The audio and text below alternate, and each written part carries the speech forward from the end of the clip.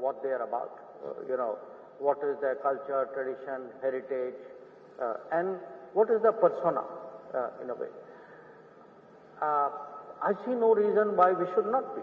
I mean, after all, if you look at it, there are really very, very few ancient civilizations which have survived to become major modern nation states, and we are one of them. We have a sense of our past, which very few countries have. I mean, I can count those countries on the fingers of one hand, and not too many fingers at that. So we have,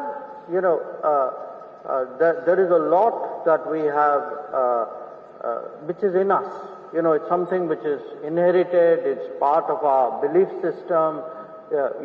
Nobody needs to teach us that. You actually, in many ways, you pick it up, in your surroundings, in your homes. It is there in our language, in the concepts and metaphors we use. So, how do you actually bring, it's like almost you have tools inside you, but you are not using those tools because your education system or the dominant intellectual stream is replaced it with some external tools. I have nothing against those. I mean, they also add to your capabilities. But how do you bring out those internal, tools and mechanisms and creativity and energies which are inside us and express them? And it's again part of an evolution, because, after all 200 years, after a Western-dominated world, it is now 80 years since much of Asia and Africa and Latin America regained their independence. And in those 200 years, their own cultures got suppressed. So, I think your question, how do you make sure this is not anti-Western?